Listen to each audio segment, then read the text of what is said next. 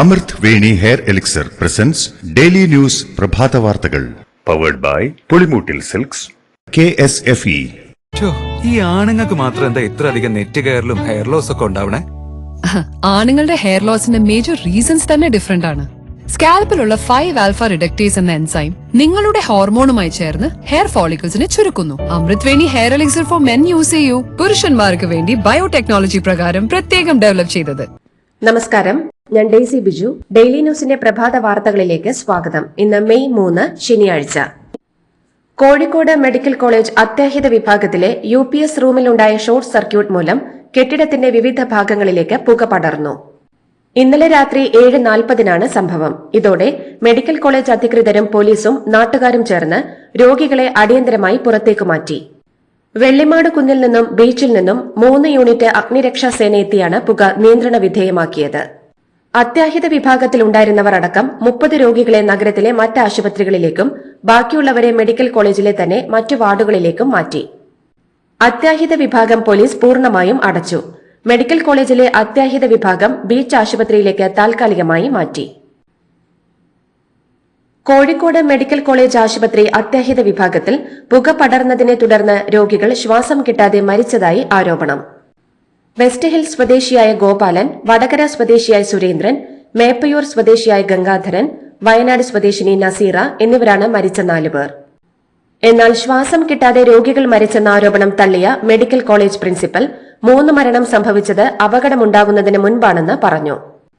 മരിച്ച 3 പേരിൽ ഒരാൾ വിഷം അകത്തു ചെന്ന് ഗുരുതരാവസ്ഥയിലായിരുന്ന സ്ത്രീയാണ്. രണ്ടാമത്തെയാൾ ക്യാൻസർ രോഗിയും 3-മത്തെയാൾക്ക് കരൾ രോഗവും മറ്റ് പ്രശ്നങ്ങളും ഉണ്ടായിരുന്നുവെന്ന് പ്രിൻസിപ്പൽ വിശദീകരിച്ചു. പിന്നെ ഒരു മരണം ന്യൂമോണിയ ബാധിച്ച ഒരാളുടേതാണെന്നും അതും പുക ശ്വസിച്ചാണെന്ന് തോന്നുന്നില്ലെന്നും പ്രിൻസിപ്പൽ പറഞ്ഞു.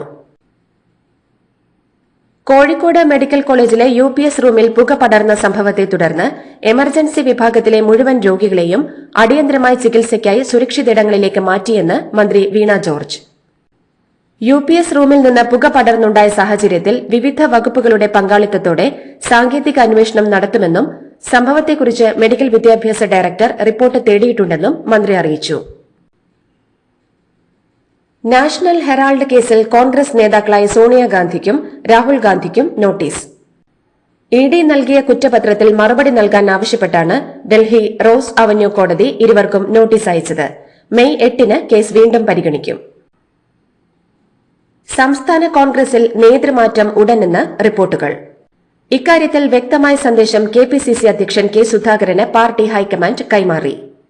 റോജി M ജോൺ MLA പേരും ഉയർന്നെങ്കിലും ആന്റോ ആന്റണിയോ സണ്ണി ജോസഫ് MLAയോ പ്രസിഡന്റ് ആയേക്കുമെന്നാണ് വിവരം.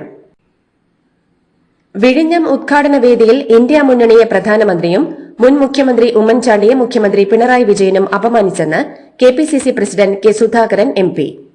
സിംഹഭാഗം മുതൽ മുടക്കും കേരളം നടത്തുന്ന പദ്ധതിക്ക് പ്രധാനമന്ത്രിയുടെ മുന്നിൽ ഓച്ചാനിച്ചു നിൽക്കേണ്ട കാര്യമുണ്ടായിരുന്നില്ലെന്ന് K സുധാകരൻ കുറ്റപ്പെടുത്തി.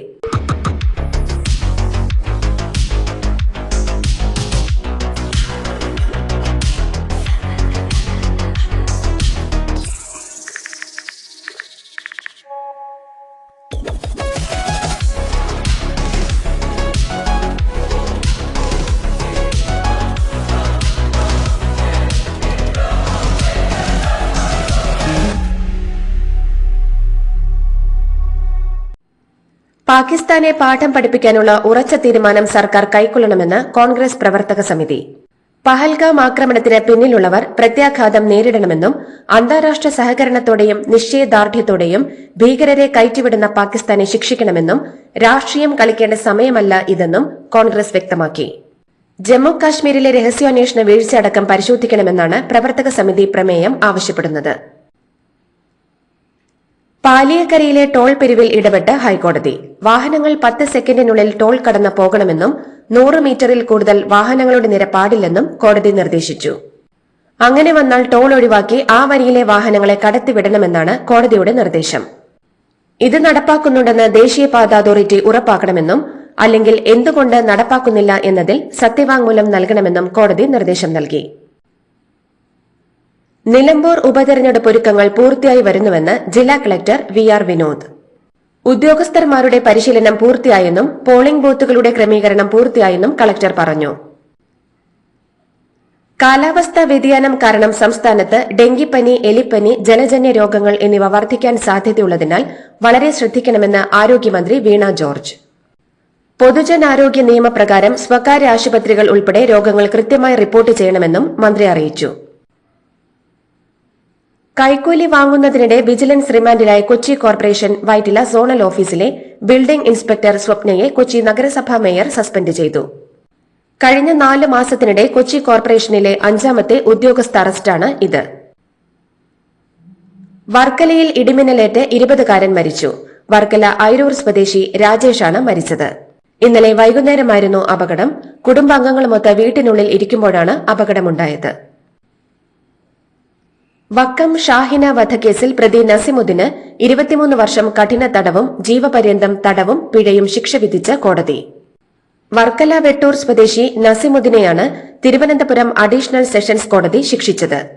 വക്കം സ്വദേശിനി ഷാഹിനയെ കുത്തിക്കൊലപ്പെടുത്തുകയും ഷാഹിനയുടെ മരുമകൾ ജസിയയെ കൊലപ്പെടുത്താൻ ശ്രമിക്കുകയും ചെയ്ത കേസിലാണ് ശിക്ഷ.